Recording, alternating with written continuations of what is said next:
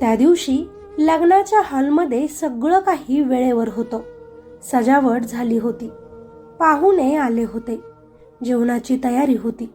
फक्त एकच गोष्ट वेळेवर झाली नव्हती. लग्नात गायन स्वरूपात वाजणारं ते गाणं. लोकांना सुरुवातीला फारसं काही कळलंच नाही.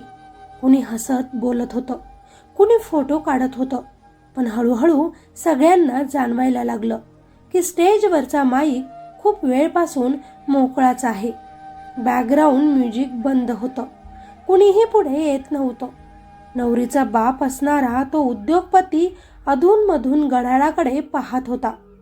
त्यांची नजर शांत होती, पण मन मात्र अस्वस्थ झालं होतं. नवरी खुर्चीवर बसली होती. तिनं एकदा स्टेजकडे पाहिलं आणि नंतर मग आपल्या वडिलांकडे. तिच्या चेहऱ्यावरचं हसू थोडंसं फिकट झालं होतं. गाणं कधी सुरू होणार, तिनं हळूच त्यांना विचारलं.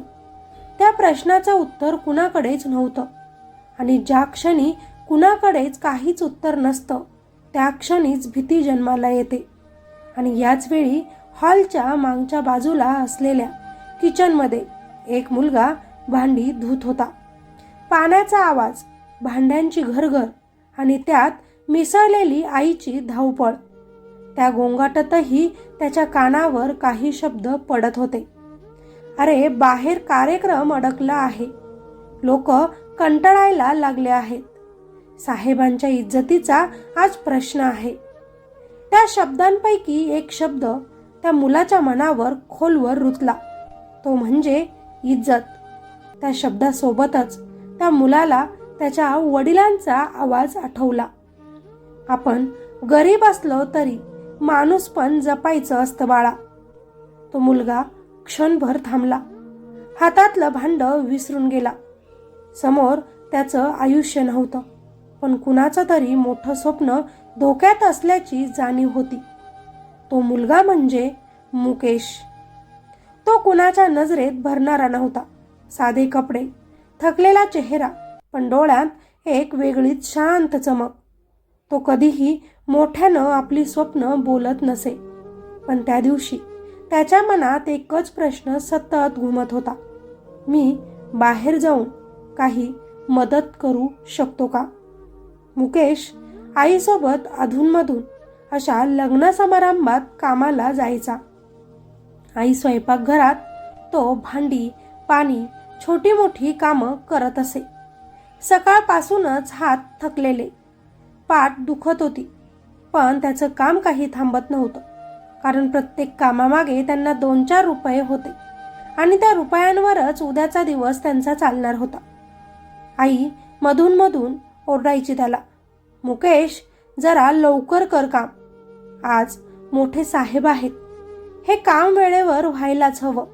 तो मान हलवायचा आणि पुन्हा कामात गुंग व्हायचा. काम करता करता तो न कळतच गाणं गुणगुणायचा. इतकं हळू की कुणाच्या कानावर ते जाऊ नये.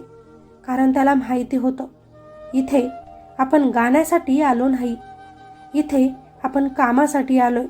आई नेहमीच त्याला सांगायची की असं गात बसू नकोस. इज्जतीचा प्रश्न असतो. इज्जत हा शब्द त्याच्या आयुष्याचा मोठा भागच झाला होता. त्याचे वडील जिवंत असताना नेहमीच त्याला म्हणायचे, तू खूप छान गातोस रे. एक दिवस लोक तुझा आवाज ऐकून नक्कीच थांबतील. तेव्हा मुकेश हसायचा. पण आज त्याचे वडील नव्हते, पण त्यांचे शब्द मात्र त्याच्या मनात जिवंत होते. हॉलमध्ये गोंधळ वाढत चालला होता. मॅनेजर घामाघूम होऊन फोन करत होता. उद्योगपतींचा संयम तुटत चालला होता. काहीही करा, पण कार्यक्रम सुरू झालाच पाहिजे, ते म्हणाले. तिकडे नवरी रडत होती. गाणं नाही झालं तर मी असं लग्न करणारच नाही, ती आपल्या बापाला म्हणत होती. आणि त्या क्षणी मुकेशच्या मनात काहीतरी तुटलं. जर आज हा कार्यक्रम फसला तर कुणाची तरी इज्जत जाईल. वडिलांचे शब्द त्याच्या कानात घुमले. तो हळूच किचनमधून बाहेर आला. हॉलच्या एका कोपऱ्यात उभा राहिला.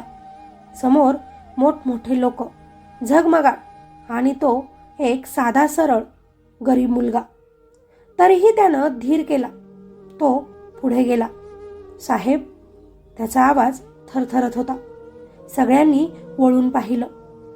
तुम्हाला वाईट वाटणार नसेल तर मी आज इथे गाऊ का? त्याच्या बोलण्यानं क्षणभर तिथं शांतता पसरली.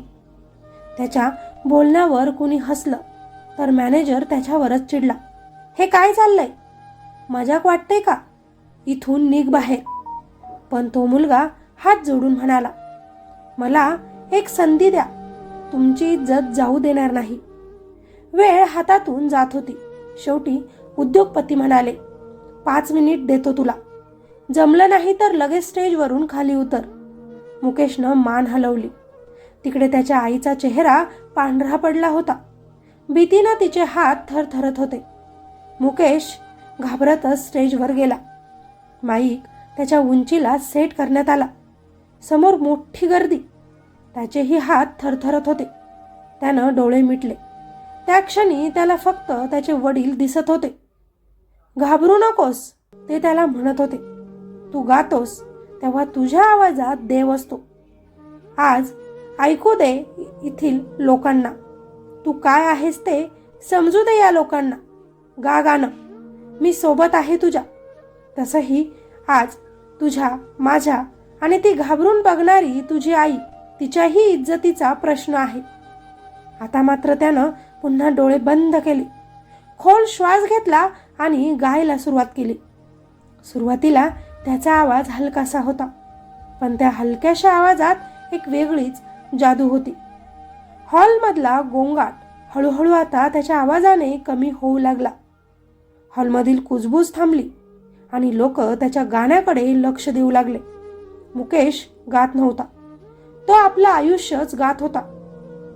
गरिबी, वडिलांची आठवण, आईचा संघर्ष आणि त्याच्या मनातली स्वप्न. त्याच्या आवाजात कुठलाही दिखावा नव्हता. फक्त खरं आणि स्वच्छ भाव होते. गाणं संपलं.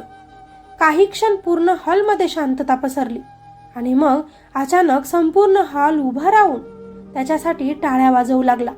खूप सुंदर, वन्स मोर असे आवाज त्याला ऐकू येऊ लागले.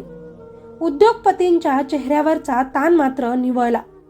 नवरीच्या डोळ्यातलं पाणी थांबलं.